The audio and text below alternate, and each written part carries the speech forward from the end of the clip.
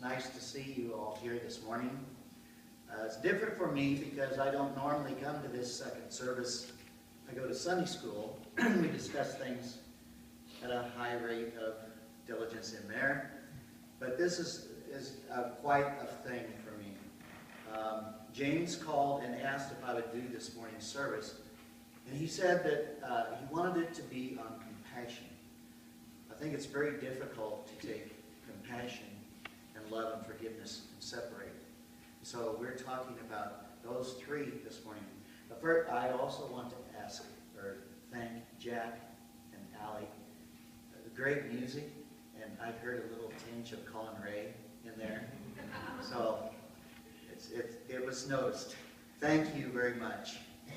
On October 2nd, 2006, Charles Roberts entered a one-room schoolhouse in Nickel Mines, Pennsylvania. And after telling the boys and the other adults to leave, proceeded to line up the remaining 10 girls against the chalkboard and wounded 5 of them and killed the other 5. He did this just before killing himself and before the police entered through the windows. Any way you look at this, it's one of those horrific tragedies of life. It's devastating when lives are lost during anything like this, but especially so for children. Today's society acts like these seem more common, but there's something unique that followed, something very godlike. You see, just a few hours later, and before sunset, a large contingent of these Amish people, yes, that was an Amish schoolhouse, arrived at Amy Roberts' home, where she lived with her children, and offered forgiveness to her and Charles, where just a couple hours ago, their children were gunned down. It's not easy to forgive. And forgiveness is not ceasing to feel pain. You know there was a lot of pain. There always is. And forgiveness is not waiting for an apology either. Because Amy was not ready to give an apology. She had no idea what was happening. She felt ineffective to explain things. She was hurt by her husband, who she loved dearly, and thought she knew. But the Amish people have a deep understanding of forgiveness. The focus is not on the person that you forgive. It's on your obedience to God. You see, they feel if you don't have the heart to forgive someone, you've sinned just as much as that person. Forgiveness is not a one-time event. And so the Amish, at this point, offered Amy and her children a lifetime of help. Anything they needed it. Forgiveness, food, shelter, anything that was needed. Just a few hours later. What could have been one of those times you see in the media where people say, we need to control guns. Or the other side of the coin, people will say, we need personal freedom. Don't take away our things. That wasn't the story. The real story was the forgiveness. Amish grace. And the fact that Charles Roberts was forgiven and loved by the Amish people demonstrates what a lot of us need to do. And that is to understand that everyone needs forgiveness. Not just people we like.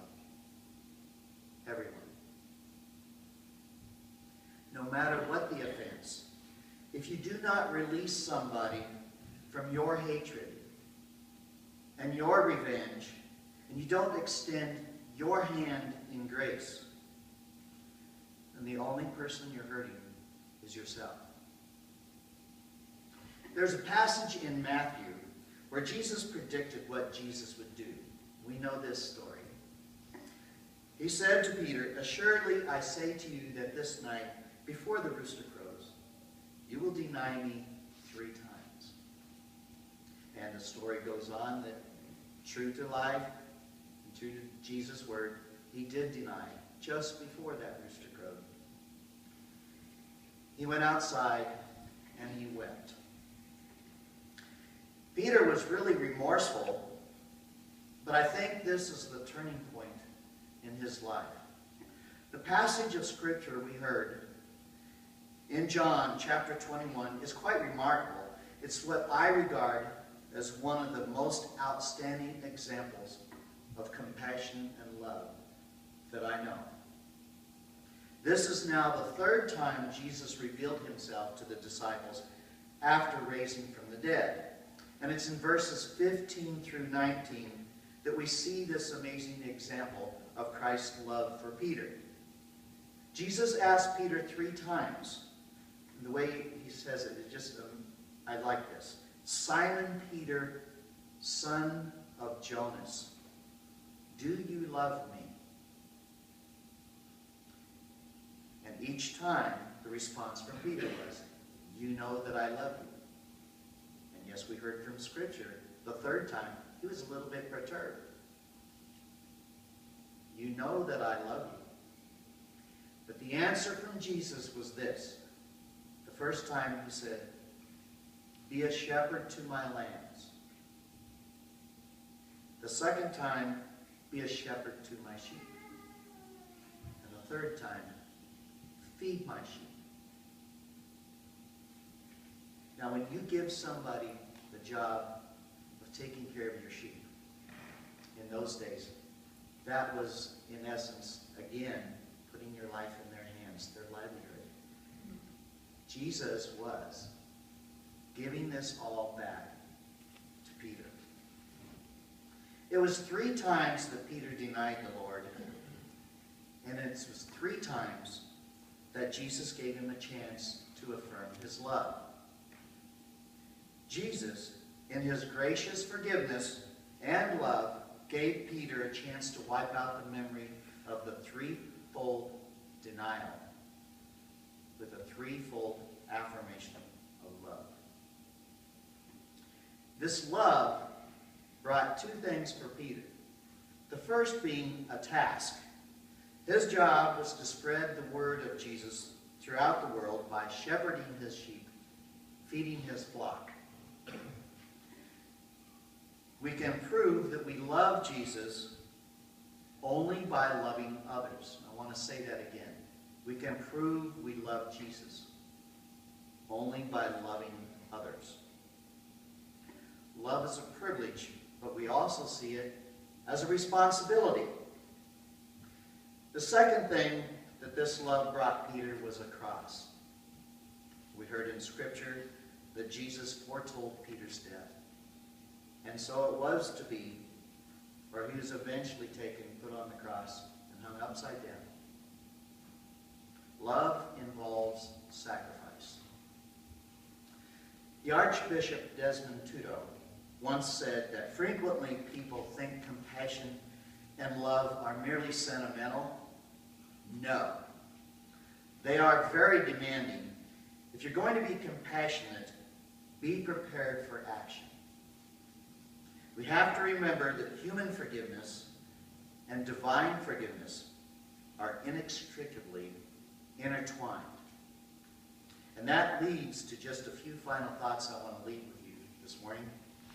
The first is, what have you done to show compassion to somebody who's done you wrong? How have you handled forgiving others? Who is that person in your life that's like Charles Roberts? And what hand of grace have you offered to them? Amen.